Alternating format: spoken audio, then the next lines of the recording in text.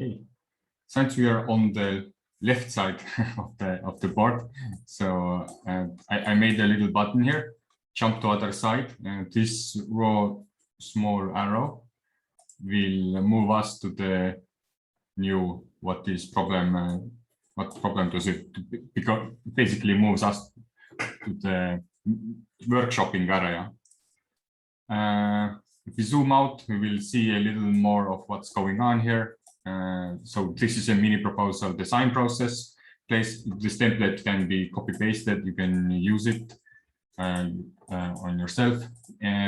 Some color codes, guideline questions. So the red ones are what we are going to like start brainstorming out, and what are we going to start refining to get to the meat of things.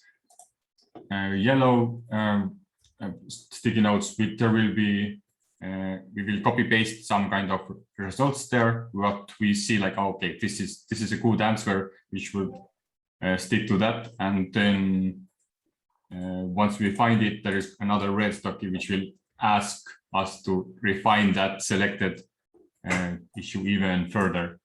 If you see some light orange sticky notes, these are optional pathways we can use if you want to go deeper into discussion of the same topic, or we want to move on ahead depending on our time and need. So this is new proposal starting. I wonder, do you want to hear more about the process or have any questions so far, or would you all be ready to start the brainstorming about problems we see and want to bring up in our ecosystem, basically? First, what is a mini proposal compared to just a proposal? Okay, so the difference here is that if you think what's the difference between mini proposal and the proposals on Ideascale, right? So, right. So basically this design process was made when I wanted some kind of small $3,000 worth proposals or small scale ideas to put on Ideascale and just have like a good overview what should be in the proposal. This same method can be used for all kinds of proposals, but it's mainly meant for smaller scope proposals. So at the first chapter, we like talking about problem statements and trying to find the root cause of the problem. Then we start brainstorming some kind of solutions there. We pick up, we segregate, we scope down. In the Ideascale, you don't usually scope down that much. So because you want to have that all that 50 or 60,000 ADA, so you have to like think a bit out of the scope. But this is a good exercise to get through a specific journey of a user experience or from some problems to specific solution. And then this consists of like creating a title and thinking about roles, what needs to be done. And then we also think about what kind of proposal it is. So this could be like a business idea, or this could be like some kind of community idea or development tasks, etc.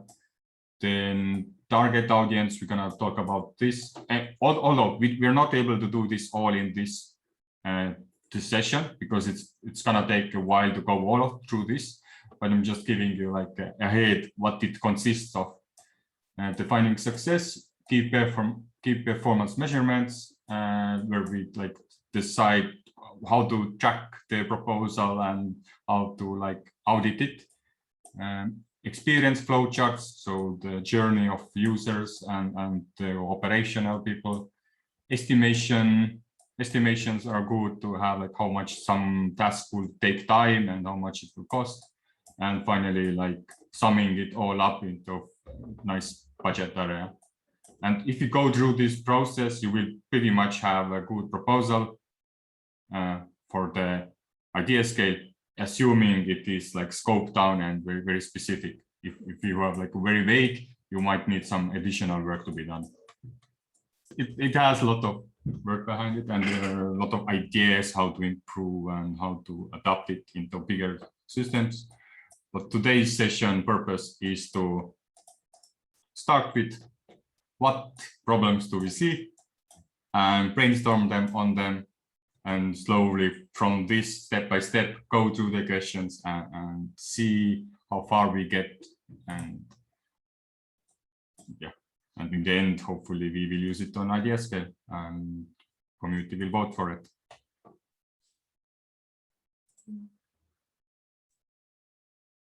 Are we ready to start, or some like clarifying questions here? Just because of your experience, Tevo, kind of have a wrench question that might throw a wrench in your presentation here. But during Fund 6, I did start the proposal process, and I discovered a lot of other proposers with very similar ideas. Do you still suggest or recommend that I go through the proposal process, or is it better, more efficient to try to work with those other proposers and align our ideals? Well, technically, I would suggest to go through the process, but not write it on Ideascale yet. So basically, where the information, if you go through this, you will have quite a good overview and observation. What is your root cause? What are the roads? What are the tasks? And then you have information to compare with others. So when you see, oh, he has similar proposal, he's working on same problem or same solution, or we could collaborate in here. Then you have something to show and compare with. And from this like collective information, you will decide, okay, let's go with this proposal, or let's go with this, and that's what to combine. So yeah, to me, thank you. This process is purely it will help you. But basically, if you can answer this, you will clarify stuff for yourself. So let's start. Unless there are any more like questions you want to ask. So When you say start, what you're suggesting that we do is begin to brainstorm some of the problems and go on through the process here. Is that what you're saying? Yeah. So, okay. Curtis, do you want to take the first step and bring out the problems you see, or solutions you want to provide, in a sense that what problem they will solve? Sure. I mean, like I said, I had kind of already started the proposal process, so I'll try and find some of my notes. But the way I was phrasing it was, how can we encourage developers and entrepreneurs to participate in building Cardano into something that represents hope for the future? And so my proposal itself is more towards a scholarship program. So onboarding, education, right, to bring it into Cardano, and then using that same method, expanding it to outside of Cardano. So ideally, and at first was phase 1 is provide scholarships for Cardano certifications or programs. And then once we build enough of a treasury fund or equity, then spread that scholarship program to anything, right? You can study medicine, you can study law.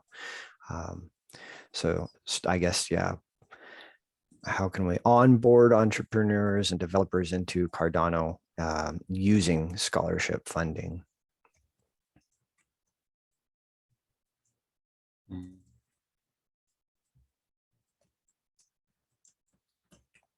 So did I got these both questions right? How to provide scholarships to Cardano, and how can we onboard scholars to Cardano? So finding the people, and I guess the scholarship is like a certificate. I'm sorry, what was that? Scholarship is like, is it the certificate? Tuition.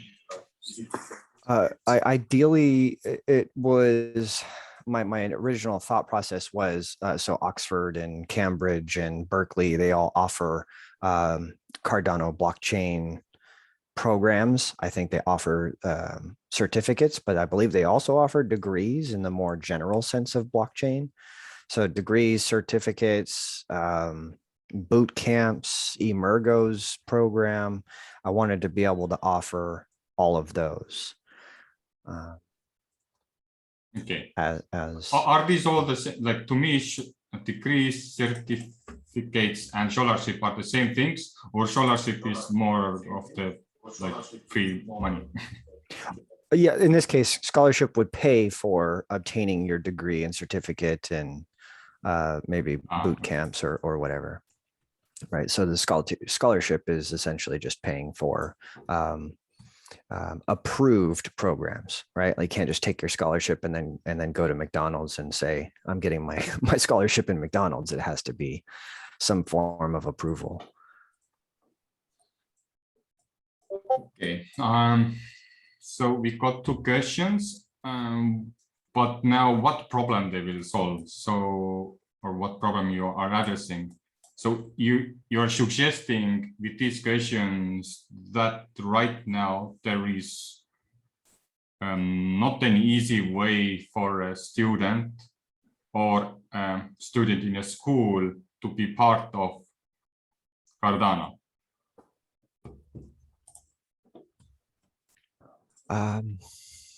Yeah, I guess that's kind of tough, right? Like, it's maybe some people who are interested in becoming a developer on Cardano can't afford it. So this allows them to get onboarded more easily. And then I do think, right, I mean, I know there's a lot of developers that started with the Plutus Pioneer program and so on and so forth, but there's still, for the scale that we're looking to be in 6 months and a year, there's not enough developers to satisfy all that demand. So also increasing the ratio of developers to projects.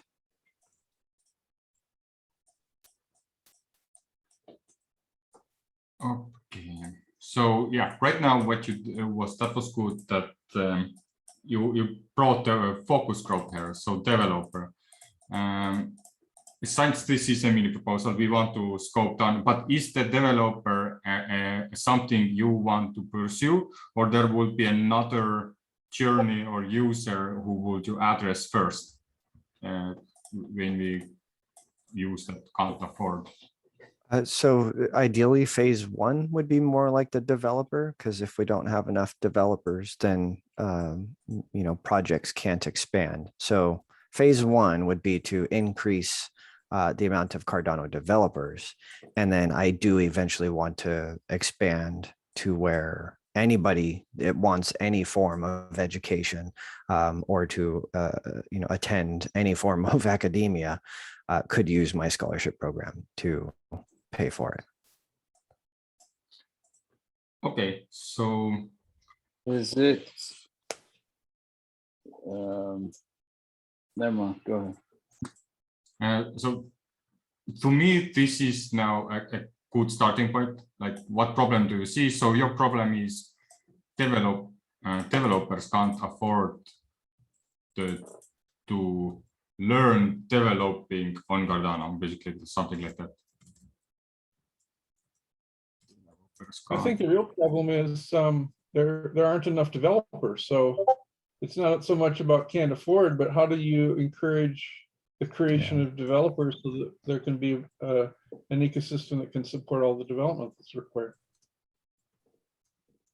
I'd say that's more the high level. I agree. That's a bit more high level. Right, go ahead, Scott. Here's my question, and this is nothing against your proposal. I think the proposal is great. Is actually making, there are a lot of programs out there already that I can't, there's not a lot that are free for sure, but there are a lot of programs out there already that offer training that are blockchain specific. Granted, they are first come, first serve, like Plutus Pioneer program and the Itala Prison Pioneer program. But you think it's wise to just, and again, it is your proposal, to have them just focus on Cardano, which means they're just going to be focusing on Haskell when Cardano is going to be expanding its APIs and its SDKs to include other development languages. So no, I didn't in my head, the scope wasn't necessarily that filtered or that refined. It was basically any Cardano technology that is provided by an academic institution. So that way we can verify, right? Like I could just start my own class on Udemy or whatever, but how can I validate or verify that you're going to get a certificate or some form, right, of recognition? So it was anything, right? Atala Prism, the Pioneer program through them. I'm attending Emergo, so this would offer Emergo classes, anything to do with Cardano blockchain, layer 2s, DAOs, anything like that.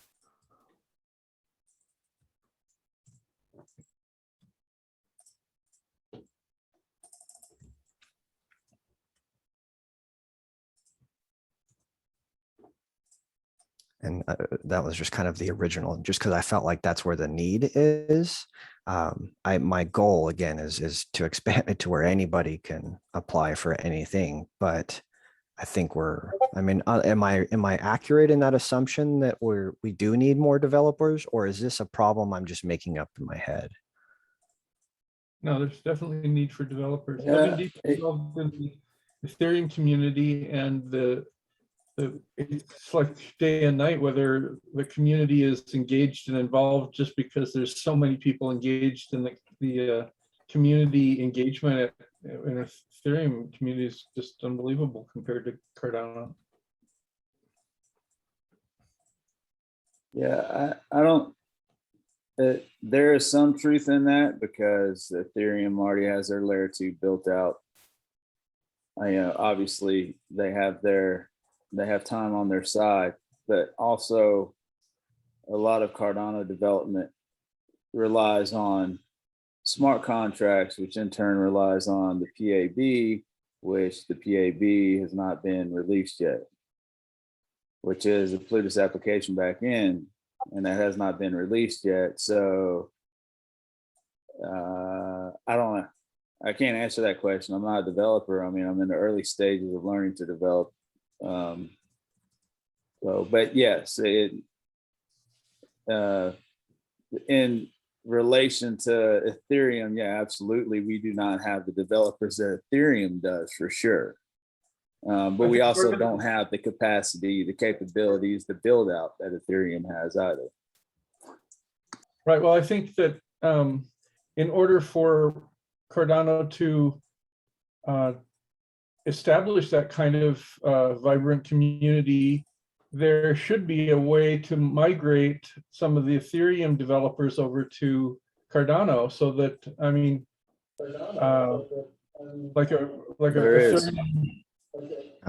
Yeah, there is. And I would like to leverage those programs here as well. Yeah. Milkomeda, DC Sparks has a Milkomeda sidechain, or a Milkomeda project, which has an M1 sidechain that's allowing Solidity developers to build out. I don't know the exact mechanics of it.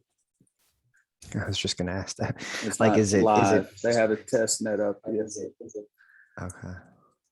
I was curious if they just took like Solidity files, Sol files, and then tried to wrap it with Plutus and Haskell, or is it just Solidity operating on top of the Haskell foundation?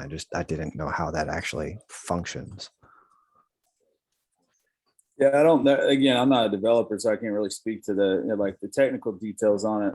I know what happens is it's I don't know, there's something in between Cardano and Ethereum, or the EVM, that if you look up Milkomeda, they have a Git book on it And it shows all the different actors per se in that. And but all the assets, the assets for that side chain are wrapped ADA. So basically you put in your ADA, it's locked in a contract, it's wrapped ADA on that side chain, and then however it interacts with the EVM, I don't know. But it's looking more like it's supposed to be, from the conversations I've heard, it's a two-way side chain, but there's more emphasis on it being a one-way side chain, more or less, to like bring more Solidity activity towards Cardano. But yeah, there's a bunch of information on it. If there were a I way read to- all of it, but again, I'm not. There was a way to port existing Ethereum applications onto Cardano. I'm sure that there would be a lot more motivation for Ethereum developers to start working in Cardano, you know, be it Plutus or whatever. But if they can move their Solidity applications, and you know that there's got to be some way to cross-pollinate the Ethereum with Cardano. Yeah, I think there's quite a few projects. That is what DC Sparks is working on. Yeah, I think there's some projects that do that. But there's definitely pros and cons and benefits to learning Plutus and Haskell and developing natively on Cardano versus porting over your Solidity written. There's just pros and cons because Solidity doesn't account for concurrency the same way that Plutus and Haskell does. So you're obviously going to have your differences, but yeah, for portability, yeah, that's out there. I imagine it's still in the infancy stage, but maybe leverage this scholarship program to bring that awareness as well. Who knows?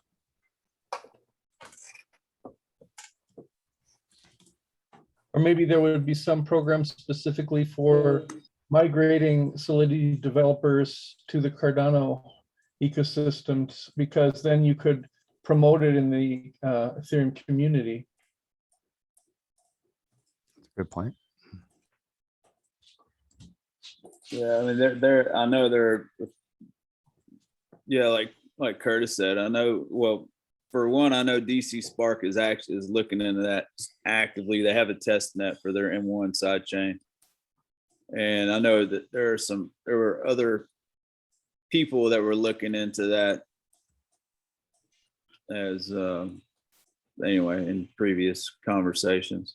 I don't know who they are, but yeah, Solidity has often been a topic. Solana was also mentioned. I think DC Spark is trying to build out integration with Solana as well. Okay, so wrapping this, what students will learn up and moving to, so choosing what you want to teach first, or see where you see the highest pink text. So I think we need to do a decision here. If you have like an MVP you would want to run and like you want to collaborate with some schools, you will come there and you don't say, okay, we have a DAOs integrations, some languages, you have no clue about which. I think it's much better if you have a solid statement of, we're gonna do this with them and this is how we do it. So from your perspective, Curtis, what would you choose from the discussion you have right now? For the students to learn first, is it the question? Okay.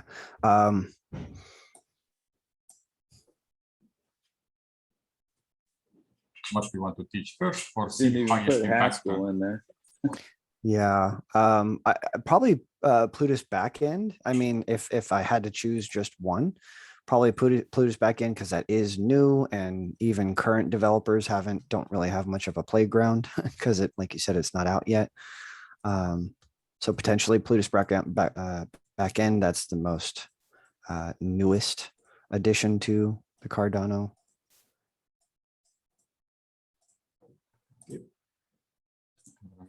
agree. And the second question, what method is missing? So, or what do I mean by this is when, how do you introduce it to, like, do you want to make it like in a university, you have a classroom, you want to collaborate with teacher and there are people in on board, or you want to do something like I'm doing, you just have a place to meet and everybody can join, or there is some kind of like a payment wall in front, so you know that people are incentivized to learn, like, because it adds like a different. So basically, what kind of method you vision to be used to learn Bluetooth backend? Kind of a mix. It's hard to explain, at least with my premature ideas, is so leveraging the existing academic institutions for their the education piece of it, right? If you want to attend Cambridge virtually and use their existing program, then you could do that. Then additionally create a new community, possibly like on Discord, and similar to what all these other communities are doing here today. So having a way for participants and members to communicate and share their ideas, and scholarship winners, to also share their experience. But as far as the scholarship program itself, it wouldn't be a classroom. It wouldn't, it would just be more providing payment services to those that are applying for them. And then building that community out, similar to like maybe IOG or something. Or integrating, right? Integrating IOG and integrating all these other useful programs out there that are already doing this, but with the members that obtained a scholarship through maybe this program.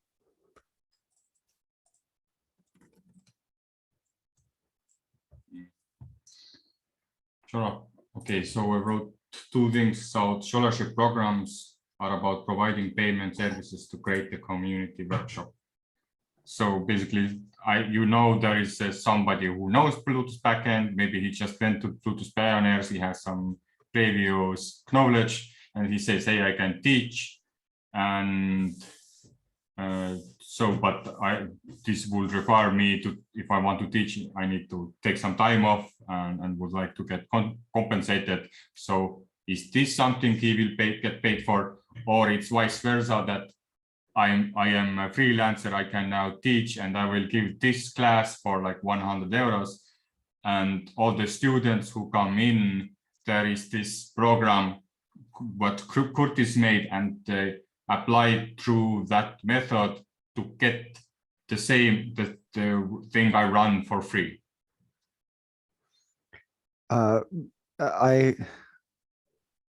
I would like to see, because there's a lot of programs out there and foundations, I think, that do offer the teacher-student connection, right? So you can go to Udemy, you can go to Cloud Academy, you could go to a lot of these other programs that offer that. You want to be a professor because you're proficient in something and offer classes, then the students can take your courses. I'm not going to get in the middle of that. It's more like you tell me what you're applying for, and then the scholarship will provide finances for you to take your Udemy classes or to take your Cambridge degree program, or whatever you're choosing. The scholarship program is just going to finance it and then try to be that communication piece. So there's a lot of like Cambridge University blockchain program. There's an actual Discord channel for that. And so trying to connect, right, those different communities together through this scholarship, just so that they know their way around the blockchain. I know for me, it was a bit overwhelming at first. I have 100 different Discord channels that are blowing up my phone every day. So.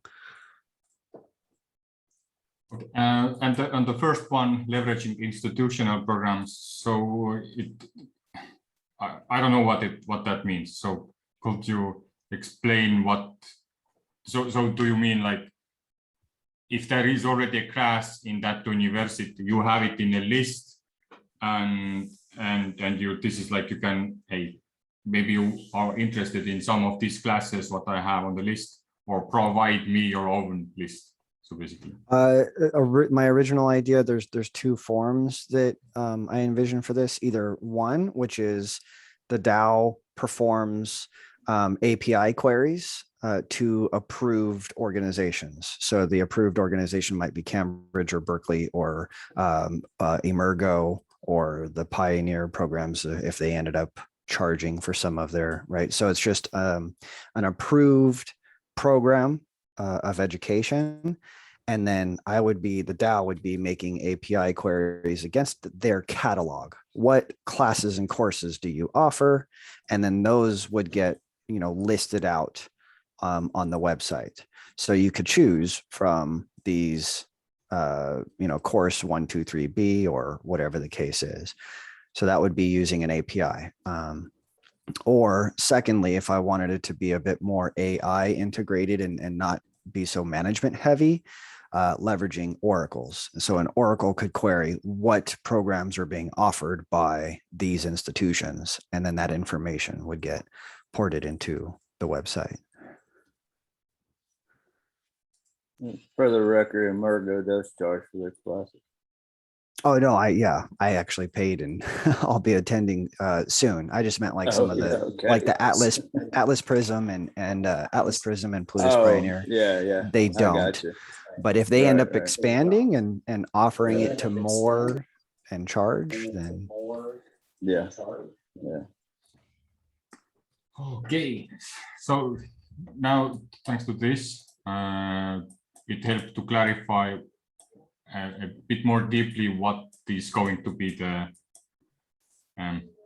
what does this problem statement entail. There is not enough developers on Cardano ecosystem, and I will select this because that gave us quite a good discussion.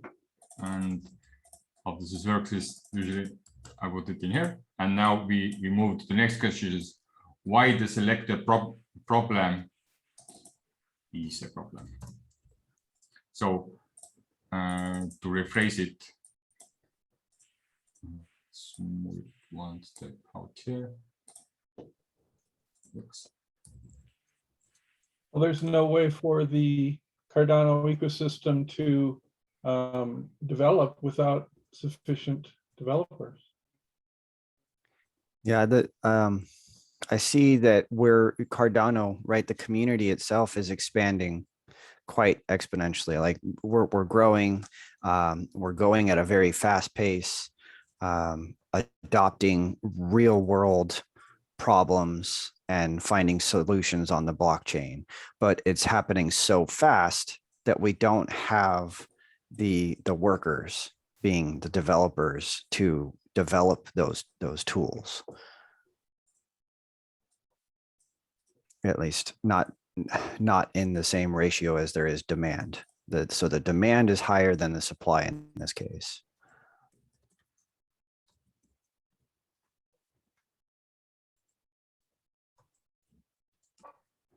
I'm sorry, Dan, I lost what you heard because I was like dragging things around. No worries. No, you're doing a great job. Thank you. Can you repeat it or? Yeah, basically just that there's right. Cardano solutions are expanding very rapidly, and we just don't have the workers / developers in this case to support that demand. I think it's more than just a demand supply question. It's really about the vibrancy of the community, because there isn't enough people working. There's not enough collaboration. There's no network effects because there's so few developers. Yeah. Yeah, I think what Dan's getting at is that there's not enough people, if I'm not mistaken, is that there's not enough people with the knowledge to teach about the actual Okay. Yeah. what needs to be done in the development side. I see what you're saying. Yeah. And that is something I'd like to work Or with if, Emergo on. if so, yeah, they're not collaborating to get the head start.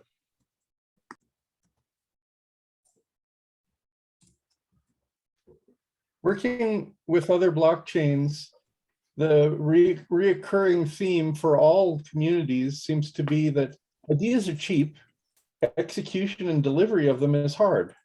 So it isn't really it doesn't matter really that there's a lot of ideas and not enough developers. It matters more that there's a focus and enough developers to really execute on what all the problems. I mean, there's zillions of problems to deal with. Okay, so one thing. So when we have these solutions now, like why is it? Let's try to turn them into problem statements. So, and this help us to go deeper. So how would this be a problem statement? Cardano solution expanding rapidly and we don't have enough solution to provide. Actually, this is already a problem statement, so that's a good one. And there is enough people. There is not enough people to create network effect. That's an also problem statement. And just clarifying it. Ideas are cheap, but delivery is hard. Developers. So it is okay. So all of them are actually also problem statements in a sense that which are part of that the bigger problem that we don't have enough developers.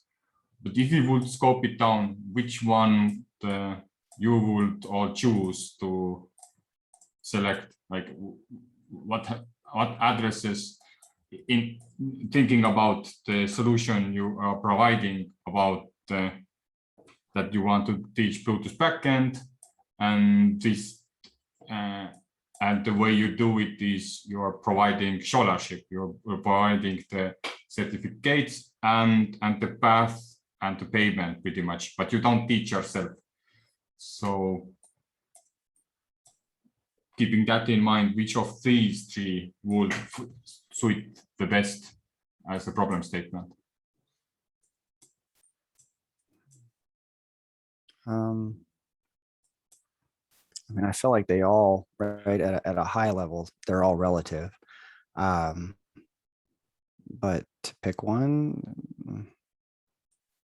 or we can do a rank. I guess choice. Developers provide delivery, right? I mean, that's kind of the root of it, is that we need the developers to do this stuff, whether it's to create the network effect and spread the interest, or if it's to provide the solutions, or if it's to balance out the supply and demand of developers themselves. I think okay, the bottom one.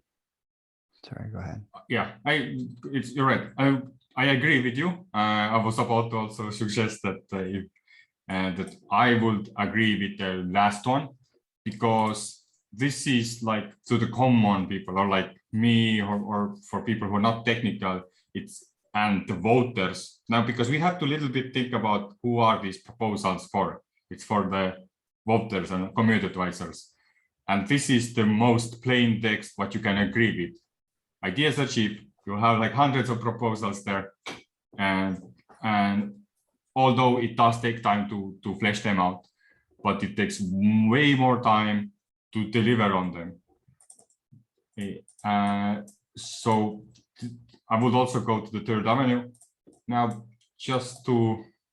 what is missing here is that I would like to add the developers into one sentence. So how could we create it into like one problem statement? Does this sound nice? Ideas are easy to write down, but the technical tasks are hard to produce, deliver. Yeah, I mean, obviously we want to keep this somewhat vague and high level, but do we want to address that is due to not having enough of a resource, which in this case is the developers themselves? So, I mean, does that fit in there, or do we want to keep this slightly vague? So you mean that, so removing the technical tasks and being more general as a task? No, I mean, no, like way you have it is great. And it is slightly vague in the sense that I'm not stating that the problem is we don't have enough developers. The problem is stated in such a way that it's more difficult to execute and produce and deliver, but that's really due to not having enough developers, right? Yeah. I think you're saying like the lack of developers is leading to delay in delivery or difficulties in delivering. Mm-hmm. Yeah, I feel like that's kind of the root of that. The lack of developers are leading to lack of Delivery.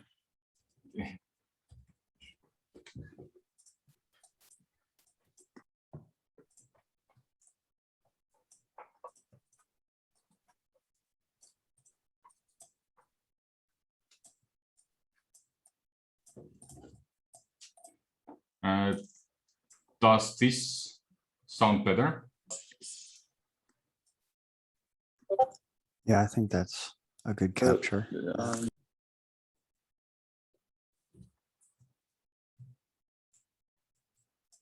Yeah, there's Okay. something in the second idea there where it says there's not enough people to create a network effect.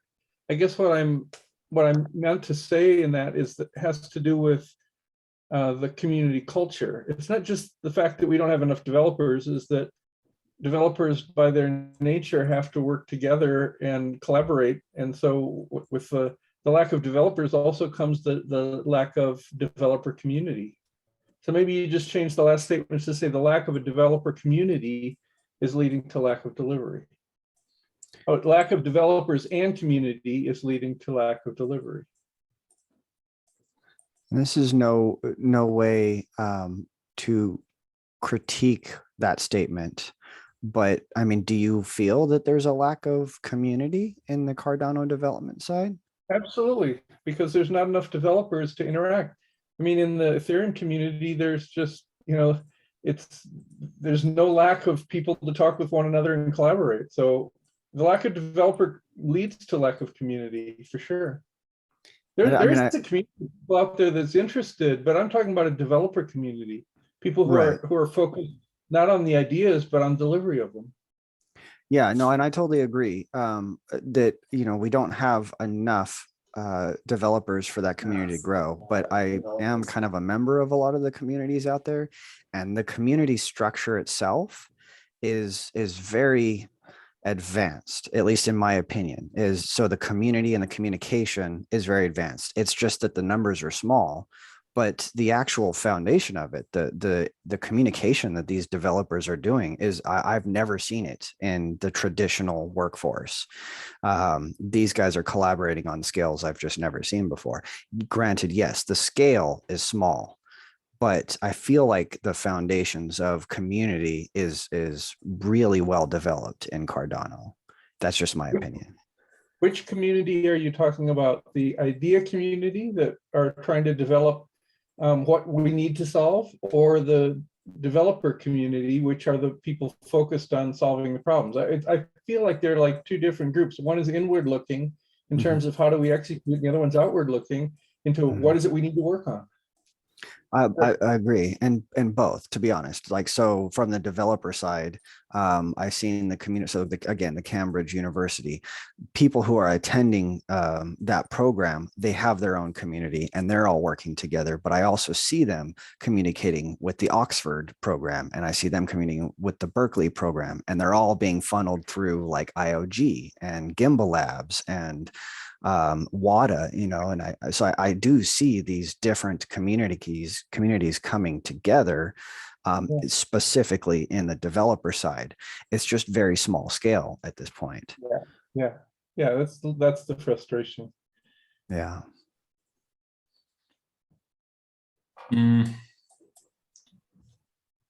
On the last sticky, I think I maybe wrote it down incorrectly, but I would disagree with that, because when we separate developers and community, then we assume the community minus developers, so everybody else, and I feel like we have a very strong community for this. So I would prefer the previous statement more.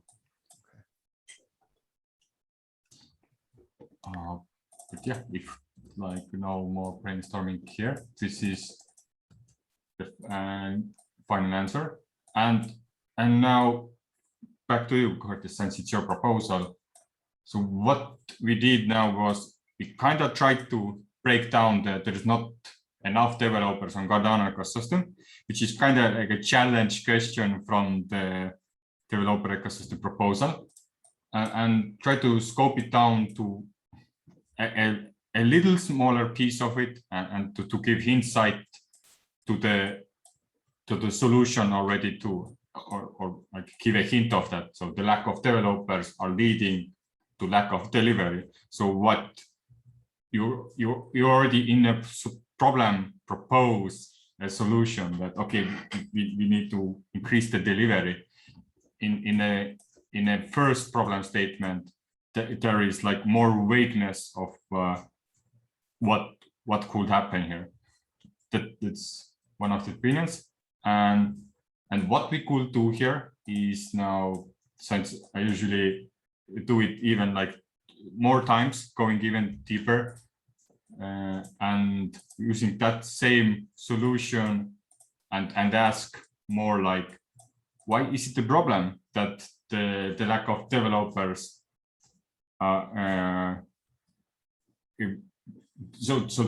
okay, yeah, so it's hard to make a problem statement. Why is it the problem that the lack of developers are leading to lack of delivery? So I guess it's not even point to ask that, or I mean, we're gonna start circling around here. So I think we reached quite a good state.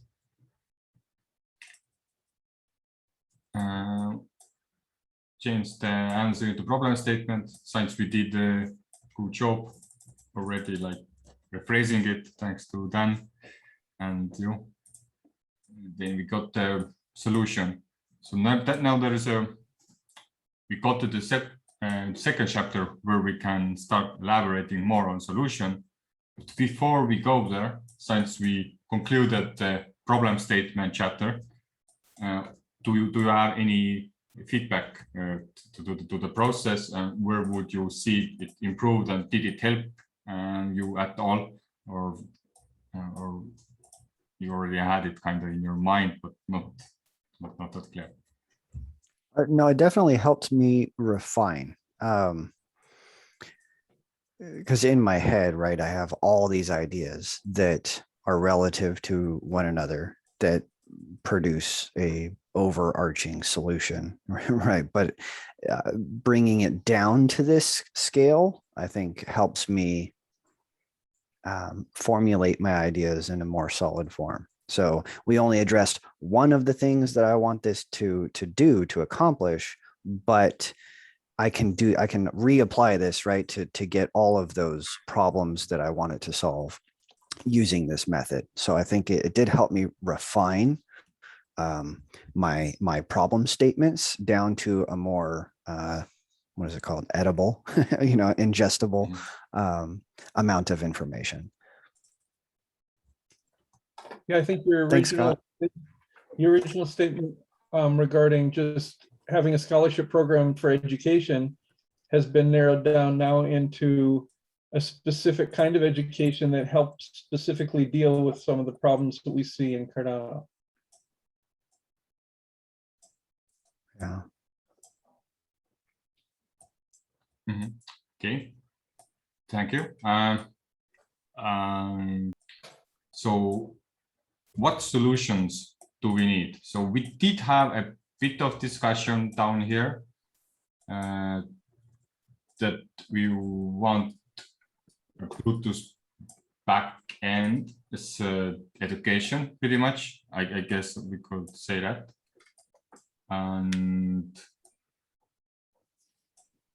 And some kind of catalog of course choices.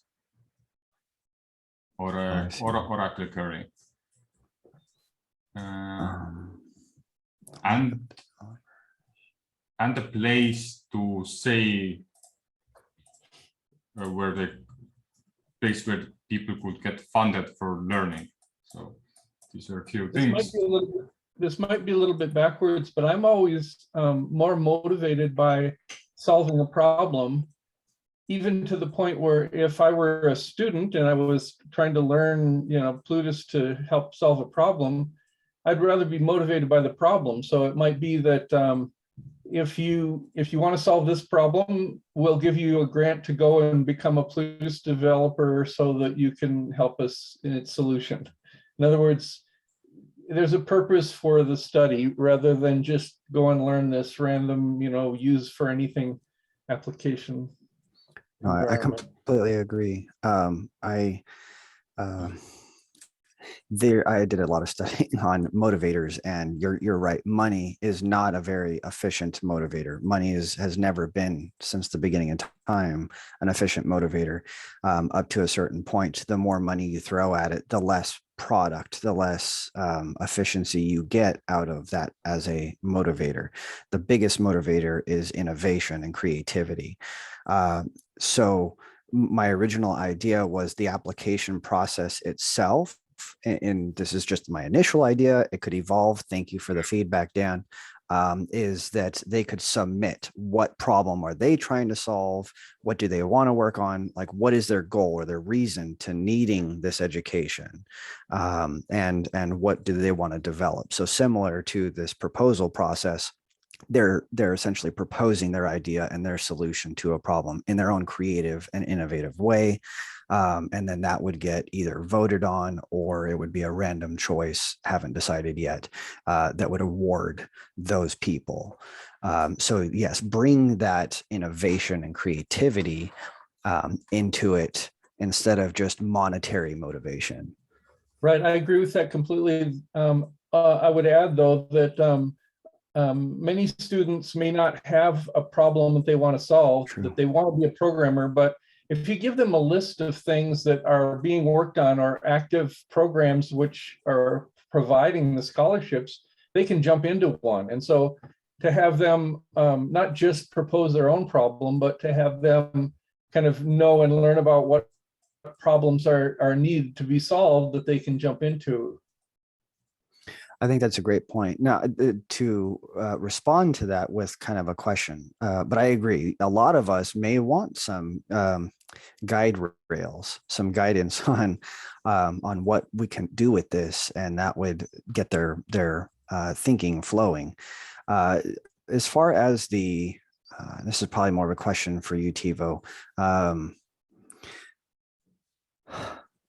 What is the term? As far as the challenges, do we know what challenges, like say Fund 8, do we already know what the challenges are in Fund 8, or that just hasn't been So we don't know what is for Fund 8, and this will happen after Fund 7 is over. But right now the Fund 7 starts. So if you mean by what are the next proposals, then this we have, because all the challenges were decided by the community voting, and now we have the results. So from that you can take it. So when I open up, because I was just thinking to what Dan is saying, if we could maybe as part of that application process, the challenges that would be in the next funding could be my application, right? Those are the ideas. Those are the challenges that I would be presenting to get awarded for the scholarship. And then that way, as they're attending their education, they can actually work towards building their proposal, or at least ad hoc, work on a test proposal that is live off of real feedback from Ideascale. Okay, just to back on, because I think the paradigm shift happened in me, like we switched the solution. So you don't just offer the courses based on the problem students want to solve, but well, you kind of is, but you also like help them to choose the problem on the Cardano challenge, so it's related to Cardano. So you can pretty much give them, hey, this is a challenge where you can get funded, where you could get community help and feedback. And these are the courses what could help you to establish this. So if you create the proposal and you show that you are interested in pursuing that problem in one of these challenges, then pick your solutions. We will help you to select them, and we also pay for them pretty much. You Right, pay and for the education. Sorry, go ahead. Yeah. Well, in that case, it's also probably important that the people who have put in the proposal and have maybe received funding for solving a particular problem would also have to be involved in some way in guiding these students on the projects that they need to be working on, just to give them some incentive to, like, you need to develop this smart contract that's going to do this particular thing, and give them the kind of part of the solution that with the guidance that they need, so they can learn how to build that kind of contract. Absolutely. I would like to, at least this is just from my experience, right? I've gone through, okay, GitHub, you can go here for this information, Discord, you can go here for this information, and I can go all over the place to obtain the information that I want. And so I would like to avoid having this program be a separate form or format of information. I'd rather it be more like collaborating, right? So you could, if you are someone who was awarded a scholarship based on your solution or proposal, then you can come to us for information of where you can collaborate, but it wouldn't be, right? It wouldn't be me providing that assistance, or even this entity, this DAO, whatever. It wouldn't be that that's providing the information. It's just connecting you with the right people, if that makes sense. Right. So kind of what I hear you saying is that of all the challenges that are awarded, or all of the proposals that are awarded in any funding cycle, any of those people with the funding could put in a request for developers. And those developers that have already progressed through to the point of being useful for solving those problems could be selected from this pool of people who want to learn more, right? So this is like, here you can go for your pool of helpers, and they're funded to learn what they don't know. Oh, it's very good. I'll write that one down. So in Dan's answer, it felt like the proposals they are doing for challenges have to be funded before they can apply to the courses. Is that right? It depends on whether the proposal funding is going to pay for the development, or whether this special this proposal will have a pool of funds to pay the developers. I guess I would think it'd be better to have a pool of funds to pay for developers rather than force them to only be selected from proposals that have been funded. Yeah, so I like that. Like, I think what Dan is saying, right, is you have your catalyst proposers, and they get awarded. Now they need to pull from developers. They need developers to operate theirs. So then they can look towards, say, my scholarship program to onboard applicants for the scholarship, because those are developers who are wanting that education. Is that correct, Exactly. Dan? Is that what you're saying? Yeah. Yeah. And I think that ultimately there'd have to be kind of different groups of people. I mean, obviously the people who are just beginning, who've never even looked at Haskell, or they have to learn Haskell first. So they're not at least at the point where they can really engaged, but there might be a second tier of people that have already been through, one project, and but the developer program helps kind of initiate their education such that they can become useful after 2 or 3 levels of study. Okay, so again, for clarification, so the program is to pull developers or it's to teach developers. So the proposers themselves have to find the people who are interested in developing this, but now they have option to leverage the program to, hey, these people can teach you to deliver on this thing. Yeah, it's both. It depends on the level of the developer knowledge, but yeah, I think giving funded proposals the opportunity to pull from a pool of developers of various skill levels would be really valuable for both the developing developers, but also helping the funded proposals execute. In this situation, if we, I think I would actually not use that you can now pull developers, because then you're no longer actually doing the education. Then you are being like a marketplace or for like a developer marketplace with an addition of teaching developers.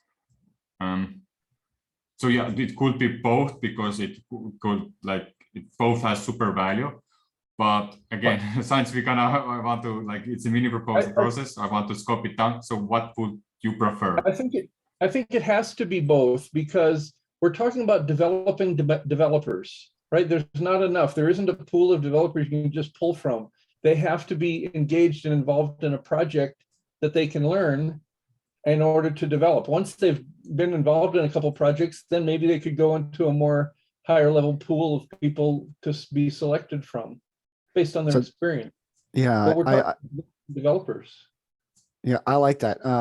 You could also introduce exactly what Dan is saying. There's already, not because resumes are kind of outdated and having all that information is fairly outdated. But there's avenues, right? If you're looking for a developer, there are current communities out there that are trying to collaborate that. If you're a developer and you want to basically be a contractor, get hired to do this one specific task, there are those things out there. So it could just be all of those who were awarded for the scholarship, they get added to some list of, to a list of, I'm an available developer. And I think that this could actually help build the community in such that if you have a proposal, a Catalyst proposal that was awarded and you need people, but you don't have a lot of funding, you don't have a lot of money. So what you can do is pull from those who are aspiring to be a developer and they're already in school, they're getting their scholarship, they're learning. You can pull them on board and kind of work together. Right. Yeah, and there could be maybe a project would have a lead developer, and then he would draw from the pool of learning developers to guide them along and give them a place to learn. Yeah, and hands-on, like you said, Dan, like actual hands-on while they're going to school and learning, and they're actually working on a live project. Yeah. With a lead. It obviously needs a lead. Right.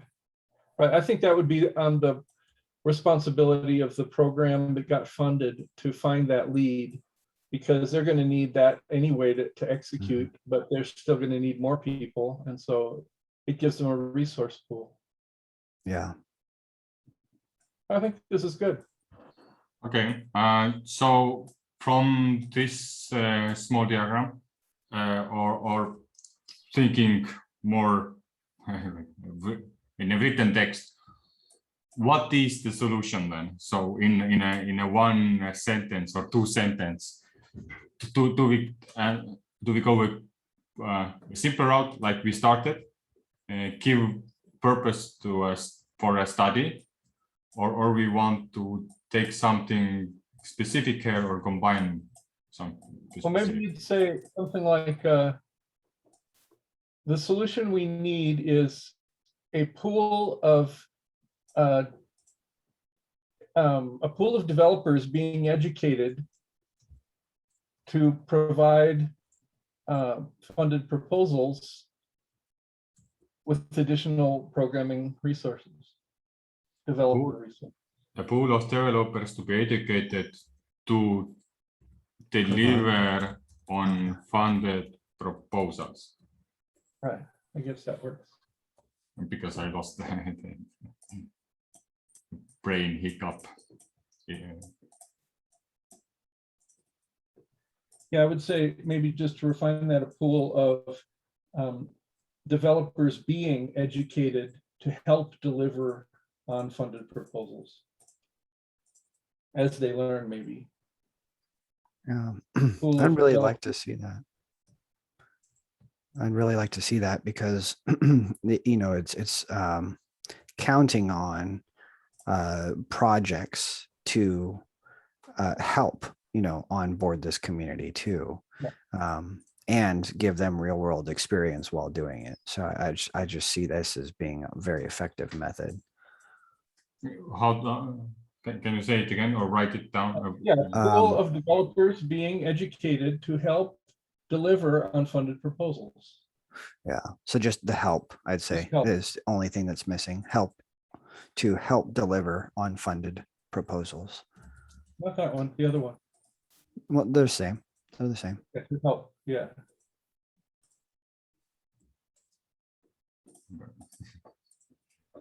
So we have Maybe two versions help now. deliver on funded proposals as they learn, right? Because we're still developing developers.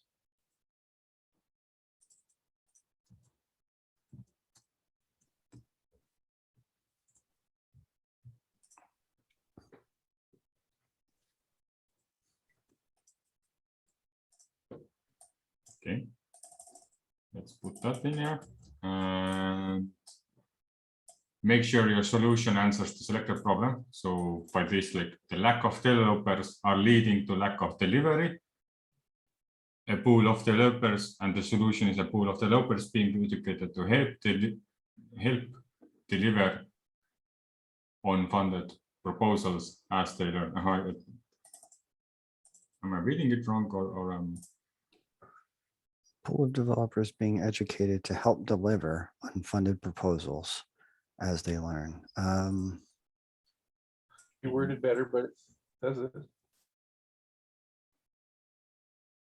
Yeah, it's just this, it's a syntax, like a comma as they learn, but it's no big deal.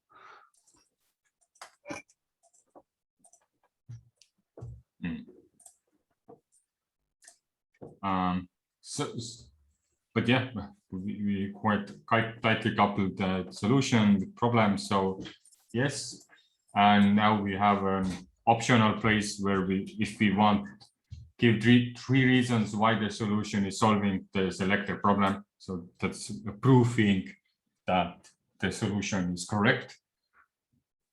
Sometimes it's quite difficult to like find the correct solution to the problem statement.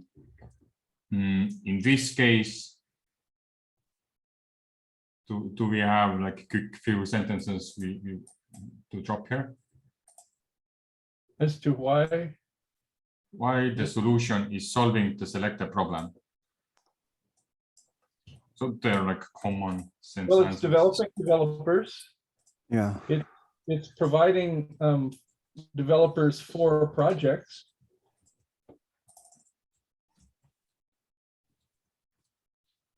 I mean, isn't that enough? Yes, it is. And then additionally, so the catalyst proposers have additional resources. Right, that's a restatement of the second one, I think, right? Providing yes. Yeah, I would say Sorry. developing developers. The other additional thing is that we're developing individual skills, capabilities to individuals to become developers. We're helping individuals become developers. That's, I mean, on a personal level. Do we want to clarify here like capital resources and like one is like skills resources as developers, but one would be the financial resources. Right, skill resources. I mean, that additional skill resources. I mean, I don't think they would be getting more capital resources, but they would be reducing their requirements by having skilled people. Okay, I misunderstood because I thought the developers are getting like paid. So the proposer, so I thought there is an option that proposer, let's say I get funded. I have now the tool to create, let's say, this same mini proposal tool. I want to create it on a website. I need a web developer or somebody. And then I see a person who is interested to it. He has some kind of skills to do it, but not enough maybe to set up a server. And then I have this curriculum from Curtis programs. And I could say, hey, I have a developer who is interested in developing. We have this problem we want to solve. We got funded. Could we use your program to learn this kind of skill so that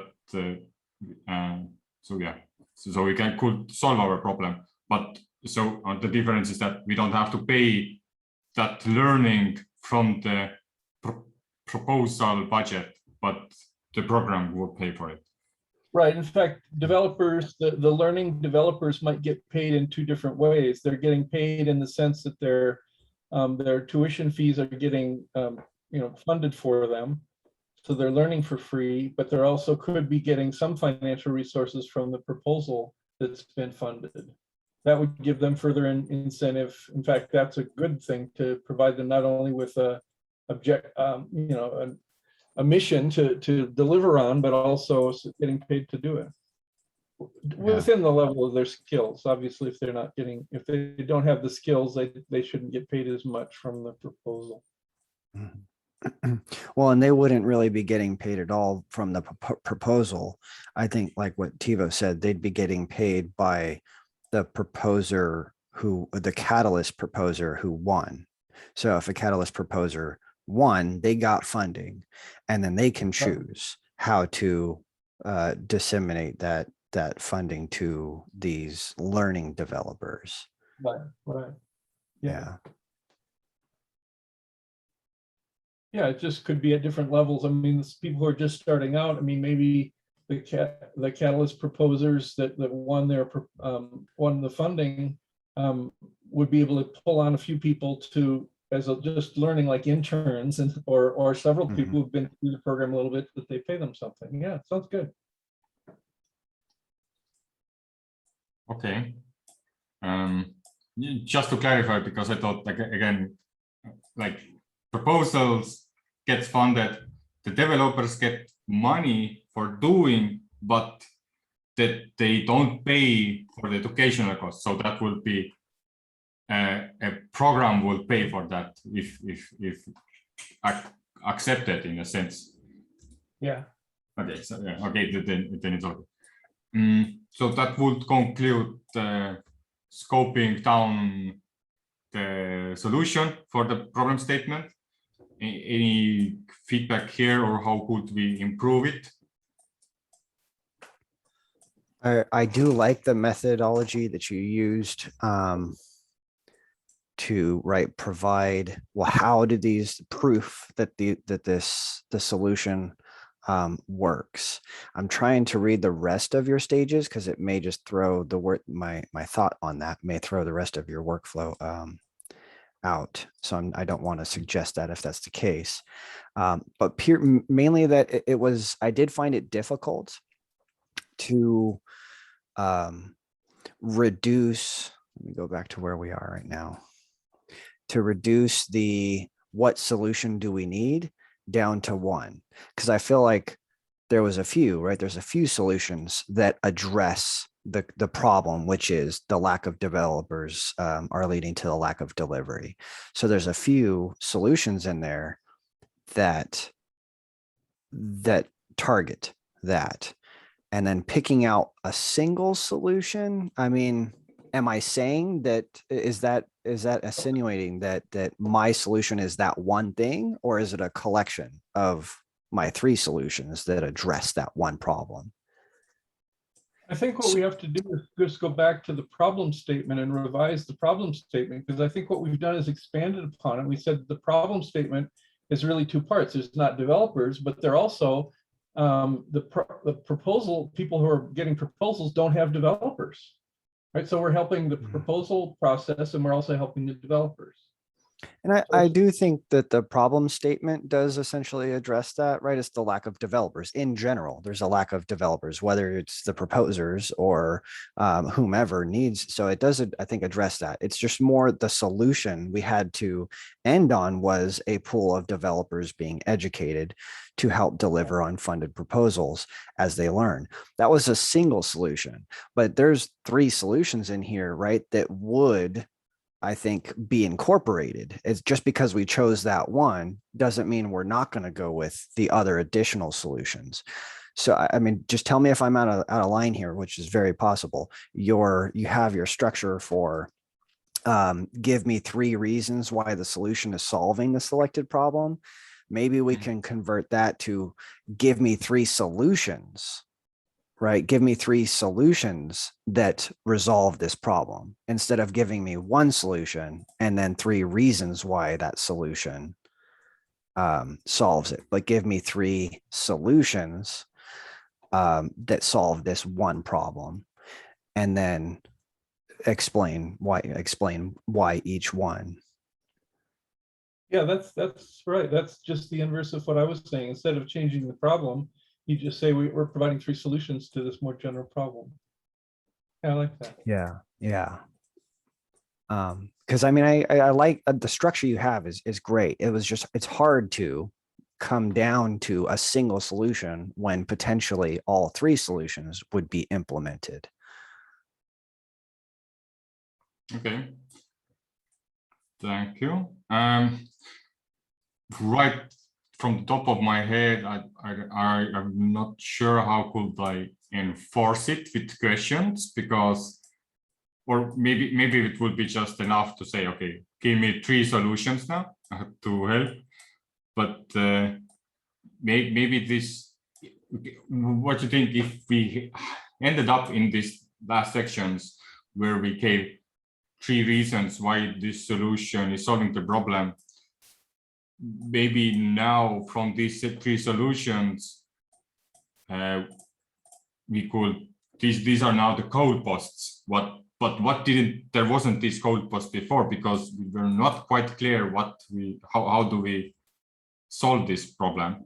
So do you see that this could continue here to like add 2 more options, since we now know the like what are the like goalposts or the missions of the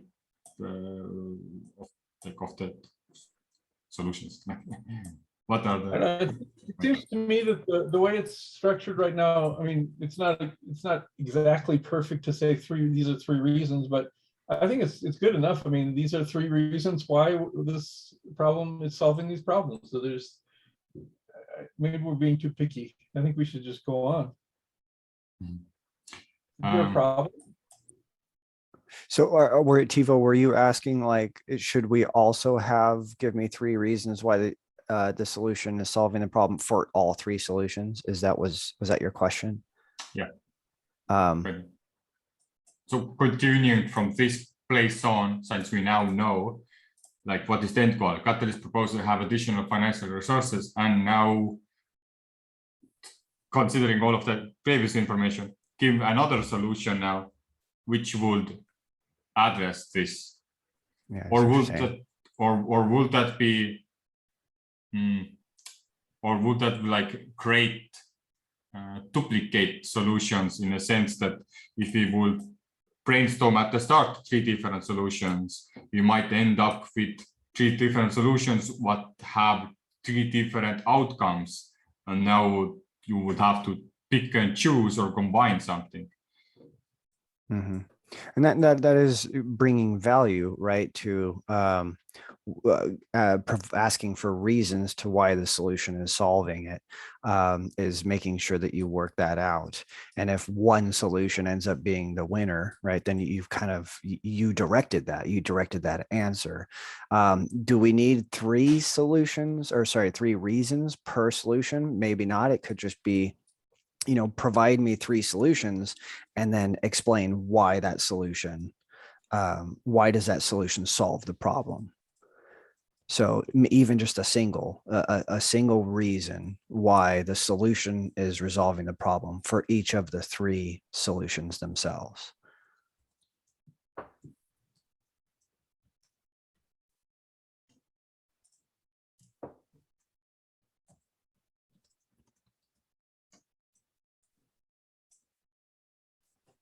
Almost like you're doing in chapter 1. It's almost like you're reiterating chapter 1, but at a much smaller chunk. Mm-hmm. Well, great.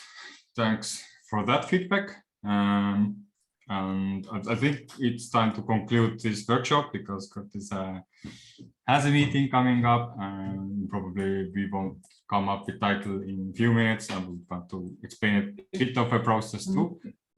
Can you just go on to show what the other chapters are? There's chapter 3, title for proposal. What's chapter 4? And this will be team roles. So state team roles by filling the table. So I have some examples. What do you need? That product delegate, community manager, project manager, product designer. So teacher. This is project planning. Yeah. Okay. Then, I like that, because I need that myself. Yeah. Kind of proposal is it? What does that mean? What kind? So in our case, that so I guess it would be community management or connecting people proposals. So it's not like business proposals per se, where it is hard to put the revenue, because on that. I guess there is a way to make it as a business proposal, but it would be more good to show it as like a community proposal, that this is a program. If you get fund this, then we can start educating and provide financial capital to educate people on developing. Yeah.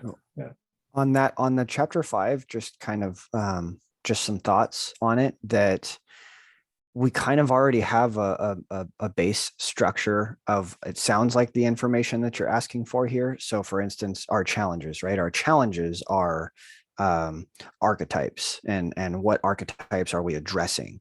So we do have, right, our challenge, which is, I kind of think is what kind? Well, the kind is the challenge that's being presented. And then additionally, if they do go forward with the taxonomy, I don't know if you were in that meeting 2 weeks ago about the taxonomy, it was regarding the tags. Yeah, so that is always like this. I am also in between two, but what I mean with this is your own proposal. When I take it up and read it, what kind that is, not the proposal, what the proposals do to get funded. So not the solution one, but more about your proposal. Okay, I see. Gotcha. No, I understand. And I think with the tags, if you could add tags, it might help if there was just, I don't know, some examples of some sort. I don't know, because I feel like everybody might have a different definition of tags. I don't know, that's a tough one. That's a tough one. So basically it's like brainstorming, like it's educational, it's a scholarship program, it's students, it's developer. So something what would hashtags pretty much like connecting. Okay. No, that makes sense. Yeah. But yeah, I don't. So target audience is the last one, 6, chapter 6. No, it's not last one. So target audience, defining success, then key performance indicators and measurements, experience flow and flow charts, like user experience or operational experience, estimation, component estimation. So when we have tasks before or like roles, so what tasks these roles will do and estimating the time between them, and then summarizing this all up. Okay, sounds good. How will we be able to see this recording to review it? Hopefully tomorrow night it's up, and then in next few days I will spend time to maybe edit it if there is requirement, make it easier to suggest, add chapters, add like YouTube descriptions, add our names there. Yeah. It's like a slow progress. Well, I think. Where will it be up? On YouTube or where? Yeah, so on the left side, I added the YouTube, so it will be on a Swarm channel. Also, you will find it on this mini proposal workshop mirror board once I have completed editing. And this mirror board itself, you can also bookmark it. It won't go anywhere. You can always come back here and copy paste stuff. Okay. I did have a couple of comments on the last two stages, if possible, on your estimations and proposals. Obviously, this is pretty early, you know, and some new people who haven't gone through a proposal yet may not know how to estimate their roadmap and their timelines, or even estimate their funding, how much this is all going to cost. Maybe you can throw in just some hyperlinks to resources on how they can come to those conclusions. I don't know if that would be helpful, but like, you know, some resources on here's how you can estimate your time or estimate your cost based on your project, like YouTube videos or Discord channels where the discussions are being had or whatever. Just for those that haven't gone through the process of cost analysis, right, and timeframes.